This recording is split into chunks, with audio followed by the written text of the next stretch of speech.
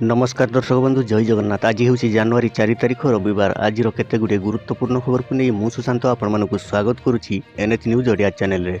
Video को skip न करी शेष जाए देखंतु एही भली नुआ नुआ अपडेट पाइबा पई आम चैनल को सब्सक्राइब करि नियंतु। तबे डेरी न करी चलंतु खबर आरंभ करिबा। उपांतर उपकूल शीतरे थरुची ओडिशा 5 दिन जाई घन कुहुड़ी नहीं पूर्वानुमान। सारा राज्य में कलबल करुच्ची घन कुहुड़ी। ठंडा सांगक घन कुहुड़ी जो जनजीवन अस्तव्यस्त होइछि।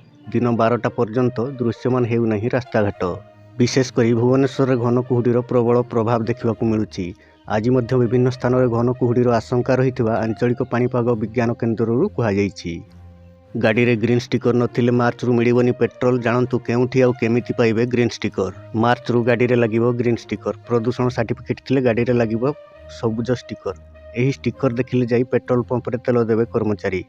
हेले आपण जानते कि यही ग्रीन स्टिकर केमिति पाइबे।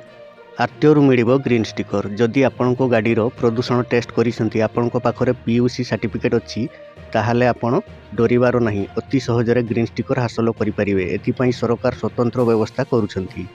सबु आरटीओ गुड़िकरे स्पेशल काउंटर खोलिबो जेउथिरे गाड़ी मालिक माने निज निज वैध प्रदूषण सर्टिफिकेट देखाई ग्रीन स्टिकर नहीं पारिबे। एही व्यवस्था जनवरी 10 तारिख राज्यर समस्त आरटीओ रे आरंभ हेबो। अन्यपटे जो गाड़ीर प्रदूषण टेस्ट करिनाहांती किंबा आगकू गाड़ीर प्रदूषण सर्टिफिकेट करिवे ताहाले विचलित होबार नहीं। सेमाने मध्य ग्रीन स्टिकर पाई परिबे। जनवरी 10 तारिख पर प्रदूषण टेस्टिंग सेंटर बा मोबाइल यूनिट गुड़िकरे गाड़ी जांच कले जदि आपणकर गाड़ी सेठारे पास करे ताहाले सेहिठारु ही ग्रीन स्टिकर आपणकू मिली जिवो। आपणकू आउ आरटीओ ऑफिस दौड़ाकू पड़िबो नहीं। एनै परिवहन विभाग पक्षरु विज्ञप्ति प्रकाश पाइछि।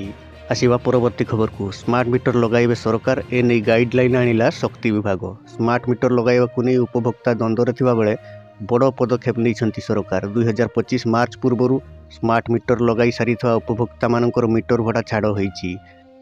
ए बाबदरे 307 कोटी टंका बहन करिवे राज्य सरकार। गत कैबिनेट रे एही निष्पत्ति हेबा परे गाइडलाइन आनिला शक्ति विभाग। सेपटे स्मार्ट मीटर स्वच्छता एवं आवश्यकता उपरे प्रश्न उठाइछंती शक्ति समीक्षक। नुआ स्मार्ट मीटर स्थापन एवं पूर्वरु थवा मीटर को स्मार्ट मीटर रे परिवर्तन करिया पई राज्य सरकार खर्च करिवे 735 कोटी टंका। 2 किलोवाट पर्यंत थिबा 8,75,000 मीटर को बदलाई स्मार्ट मीटर करा जिवो, जहा बाबद को 340 कोटी टंका खर्च हेबो। गोटे पटे सरकार स्मार्ट मीटर स्थापन पर टंका खर्च करेंगे बोली निष्पत्ति नहीं। अन्य पटे स्मार्ट मीटर लगाइबा कौन आवश्यकता रही बोली प्रश्न उठाई शक्ति समीक्षक। एथिसह स्मार्ट मीटर स्वच्छता उपरे मध्य प्रश्न उठी।